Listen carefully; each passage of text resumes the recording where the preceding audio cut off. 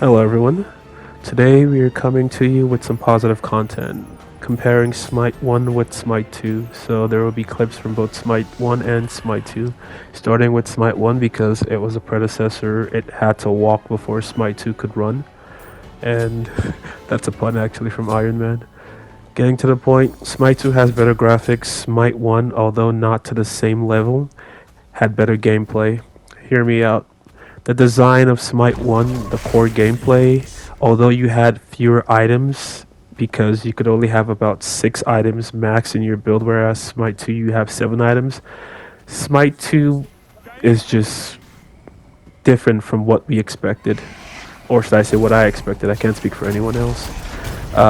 You got used to how things were in Smite 1, where items were not actives all the time, and you had beads and ages, whereas in Smite 2, you only have one relic. Although you have options for more actives in general, which is not always a good thing because sometimes less is more. I respect the fact that they're trying to be creative and not as limited as they were in Smite 1. I believe that is what their main focus is, they being high res.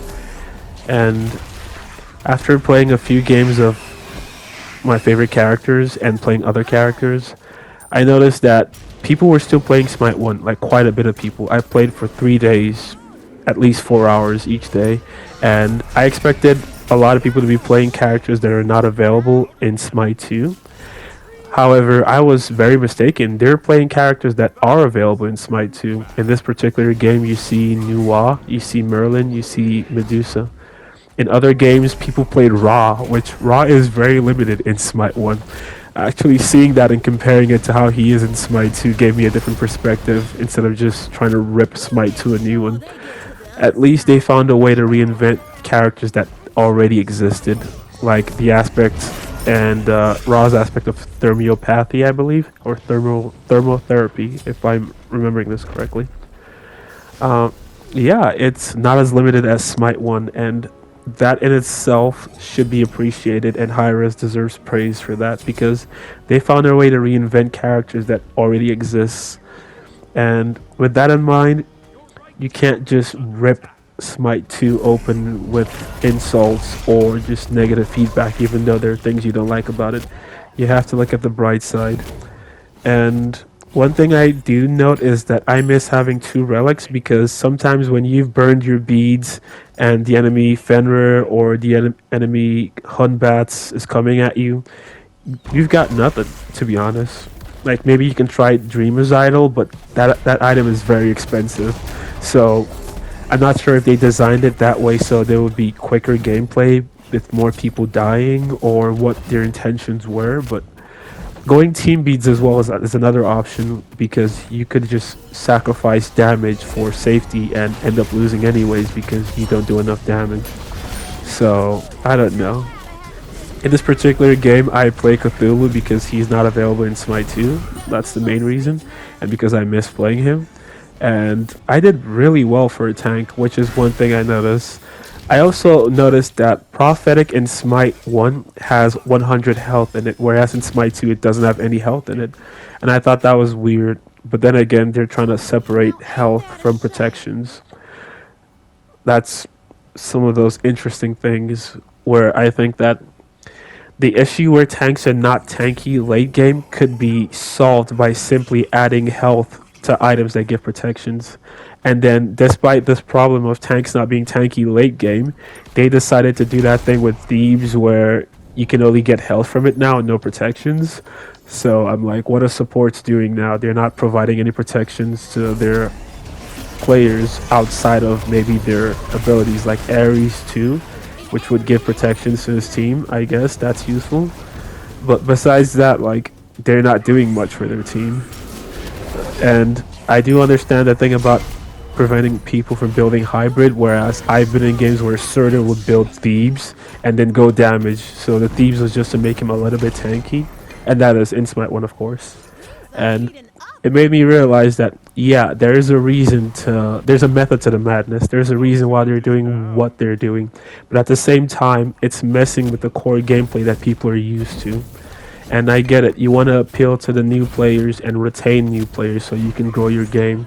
However, if you appeal to the player base you already had from Smite 1 by making it like Smite 1, you would have more players remaining after the official beta launch. A lot of people came over from Smite 1 during the official beta launch and they were on it for like maybe 2 weeks, and then the numbers just took a nosedive because after a few games they're like, this is not Smite 1. This is just better graphics but worse gameplay. And the core of what people will enjoy is the gameplay, not the better graphics. Like the fact that people are still playing Smite 1 when there's an open beta with rotating free gods means that there's a preference. And maybe they don't have the money to purchase gods and they don't want to play the gods that are free.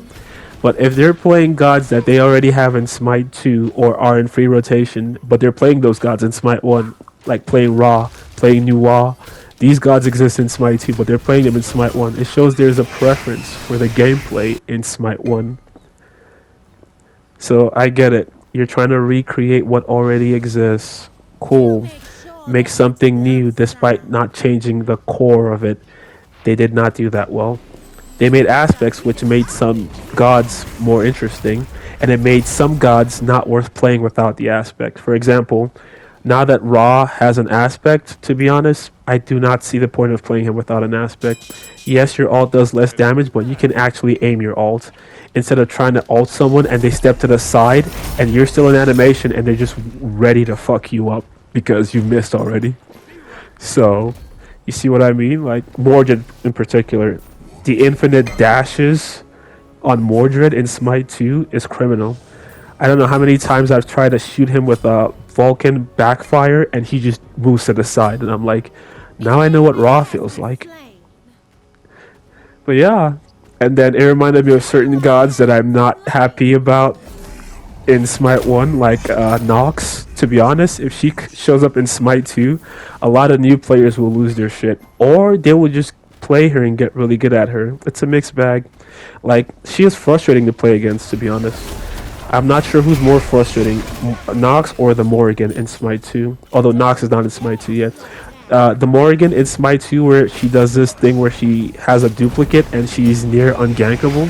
She is gankable, but almost ungankable. You would have to like ult her with an Odin ult, and then she would escape with her duplicate, and then Thanatos would have to ult her instantly to lock her down.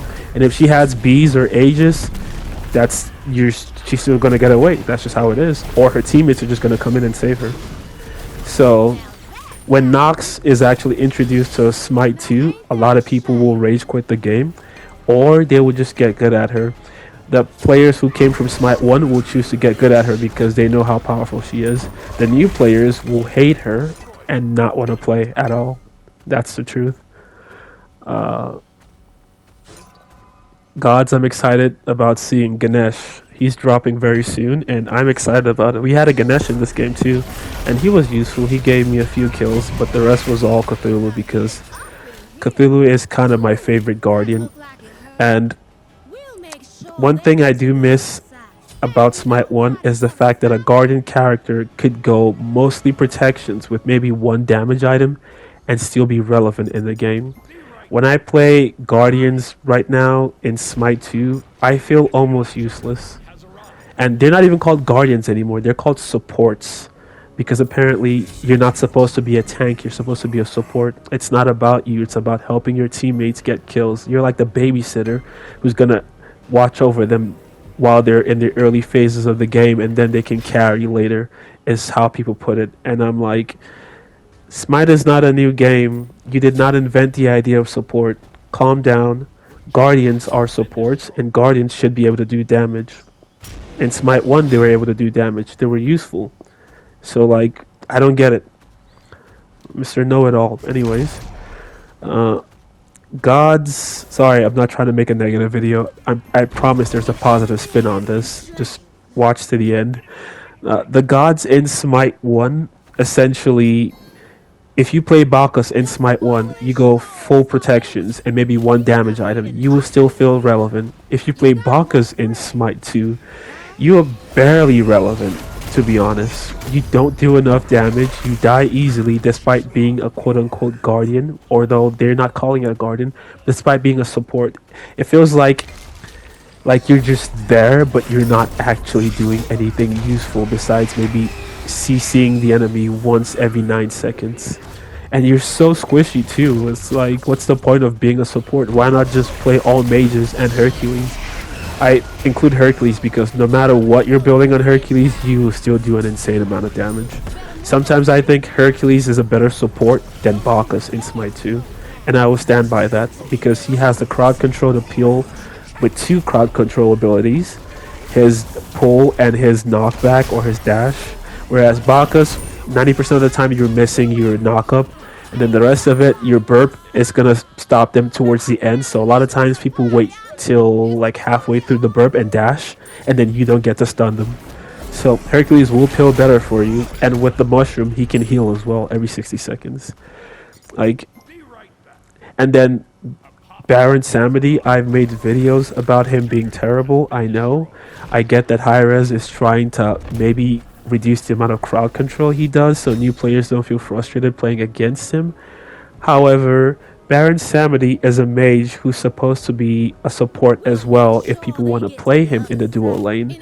My retort to this is, in a world where Yamoja exists and she can do everything he can in half the time and half the effort, and does more damage or as much damage as he does, why would you play Baron? Seriously, like why? In Smite 1, his cooldown goes from 90 seconds to about 70 seconds. In Smite 2, it's 110 seconds or 100 seconds. I believe it's 110. So he's a worse mage than Neith, who's supposed to be a hunter. A worse support than an actual support. Literally any support is better than him. Hercules will be a better support than Baron Samedi. And Hercules doesn't even have team healing unless he's using the aspect. Now back to the aspect. Aspects is Hi-Rez's way of reinventing characters, making you see them in a different light, change up the gameplay a little bit, and that's actually a good thing. I can't wait to see what they do with Cthulhu when they drop him in. It's probably going to be a support aspect, even though in his ult he has a team-wide healing, so maybe they'll just make that do more healing. I don't know. Another funny thing I noticed in this game is, if you notice, my team's Nuwa is teleporting to the enemy's tier 2 and stopping their minions from coming forward.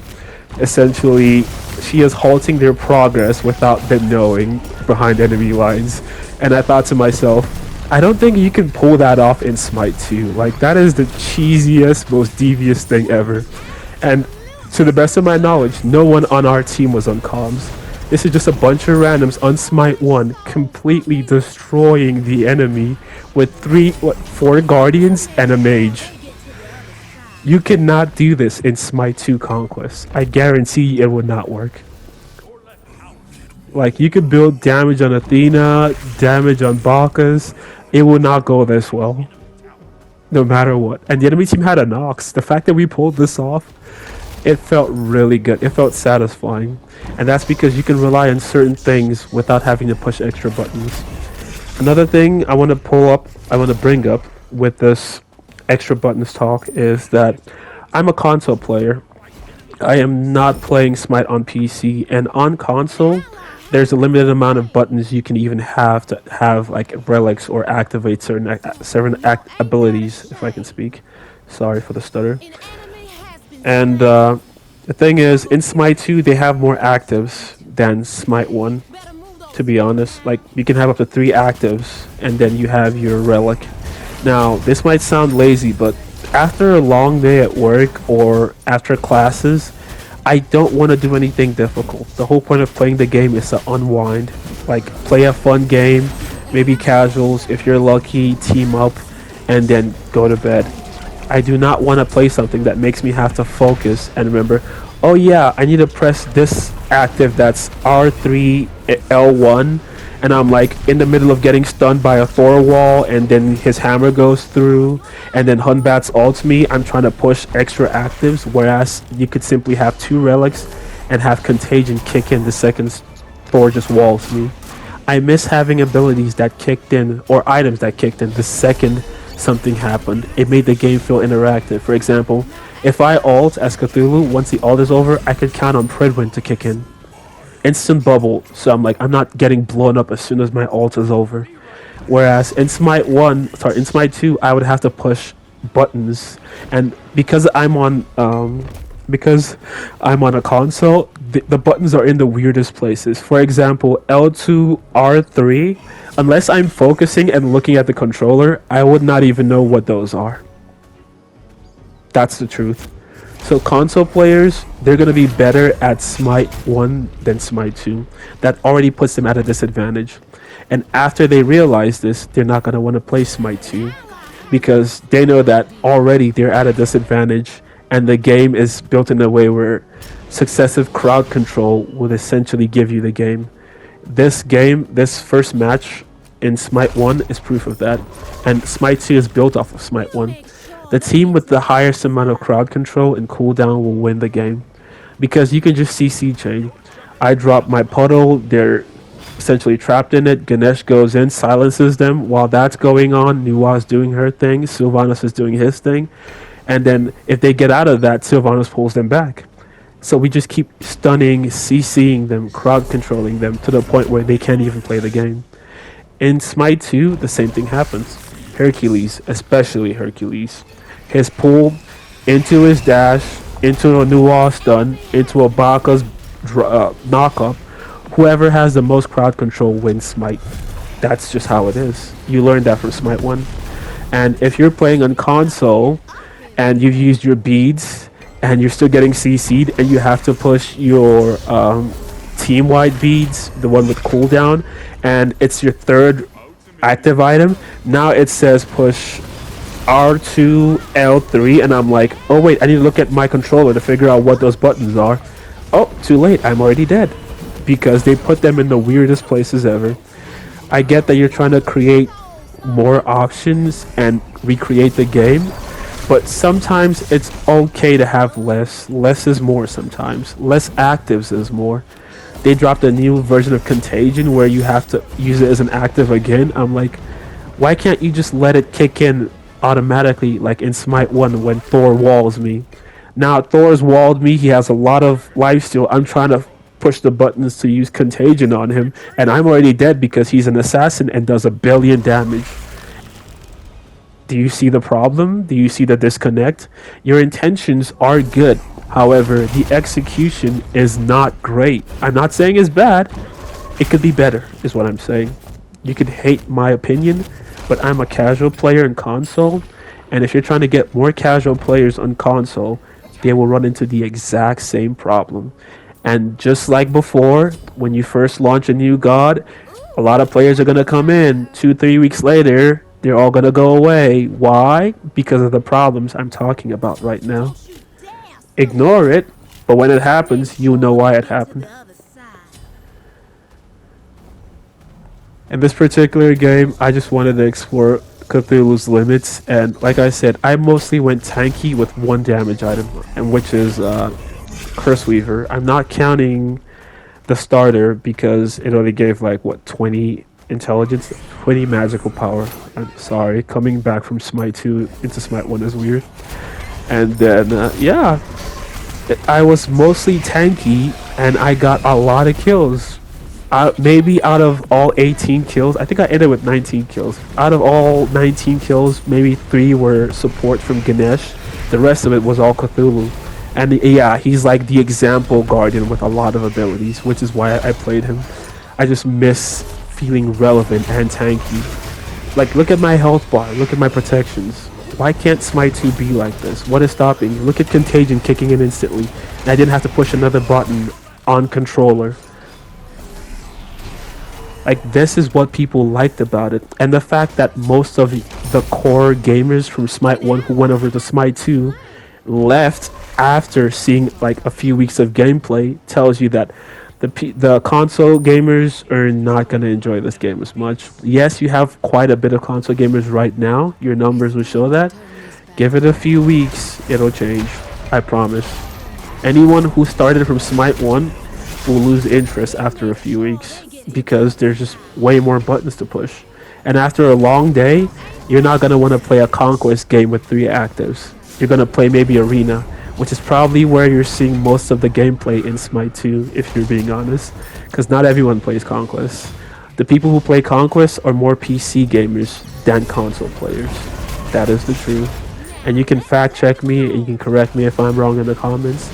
But look at this game. If this was Smite 2, I would be dead at least 4 more times because I don't have as much protections or as much health.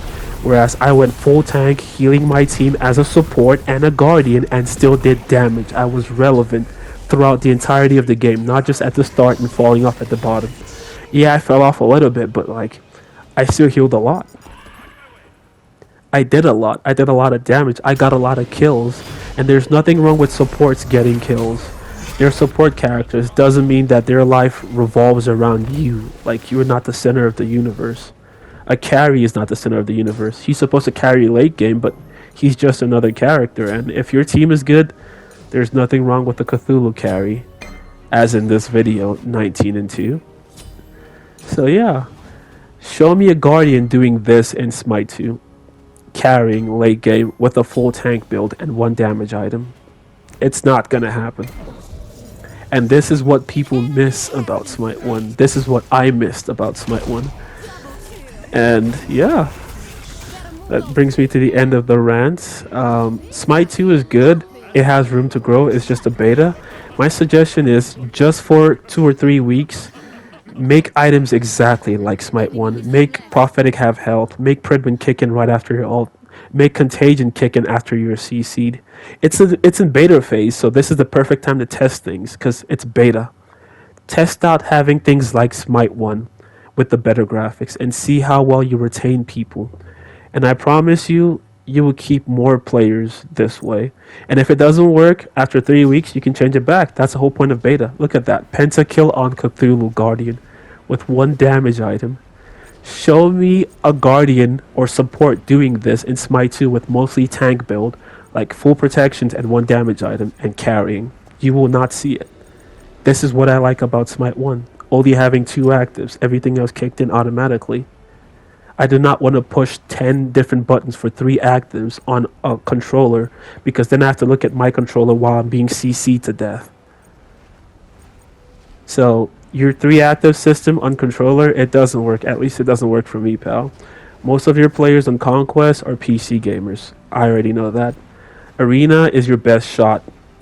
Keep the console players by making items like Smite 1.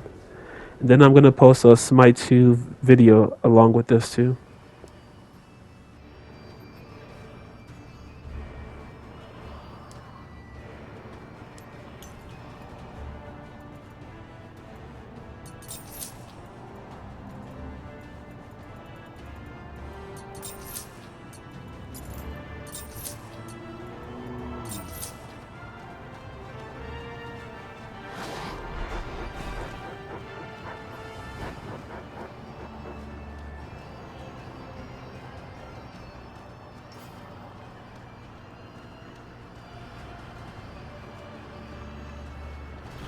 Minions have spawned. Alright, so as I said prior, this is the Smite 2 gameplay. It's Arena because I did not have the free time to play Conquest. And I was silent for a little bit because I wanted people to take it all in, the graphics, everything about it. Sorry if the volume was a little loud at the start, but even in Smite 2, I'm building mostly protections, and I know that's difficult in the current meta. And I didn't build a lot of health, but that's why I chose Guan Yu for this showcase, because he has healing and I can just heal myself. So right there when I burn my beads, I have to stay back and not go in because I have no other relic, no Aegis. So if I'm caught out, I'm dead. That's it. I will get CC'd, Ymir will freeze me, Scylla will root me, Baron will root me, Apollo will mez me, Neith will stun me, and I am dead. That's it. And because you can't build health and prots in the same items like Thieves, despite being a support, quote-unquote support, I have to be very smart about how I engage. I had to use my 3 because of the displacement immunity, and that was the way I avoided getting pulled in by Baron. Poor Baron, by the way. If that was a Vulcan, I would be dead still. because Vulcan will do over 1,000 damage with his ult, and Baron will do tick damage with his ult, and for some reason he will have no access to that ult for another 110 seconds. Whereas Vulcan would have access to it base cooldown 70 seconds, and if he's building cooldown with Spear or with literally any cooldown item, he will have it faster. So the enemy team lost this game the second they chose Baron Samedi. That is the truth. Because his damage output is horrendous. And I got away with building mostly prots and no health items actually. This was just all prots and cooldown because I wanted access to my ult as much as possible. That way I could dive the enemy backline. Guan Yu's ult is his highest damaging ability if you don't use the stun instantly, because you get to do more damage with each successive hit over time, and then the last hit is a stun, so it gives your teammates time to catch up to you despite you dashing all the way into the enemy backline. That's why he's good for team fights, big circles, and of course healing. And at the end of this game, I think I did more healing than Baron Samedi, so a warrior is a better support than Baron Samedi. Literally any mage is a better mage than Baron Samedi. Do you see where I'm going with this? He just sucks in Smite 2.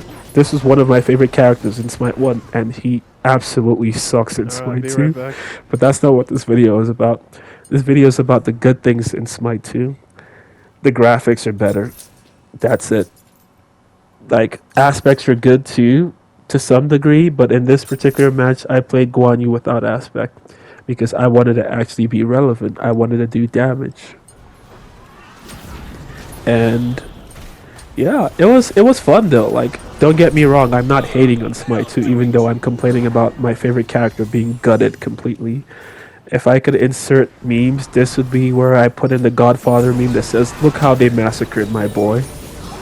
And the second Baron steps up, he will be punished for it by literally anyone. A new player will solo Baron Samedi. And yeah, going into the core gameplay, I miss having Contagion from Smite 1 because I will be CC'd so much in this match, and that's a lot of damage that I'm not doing, whereas it would simply kick in and they would get like a little bit of tech damage. It's not a lot, it's not going to kill them anyways. It would just make them think twice about dropping their CC on me and then grouping up, because that Contagion's going to hit all of them from each person proccing Contagion, and it adds up. Little drops of water make the ocean, or whatever the saints say.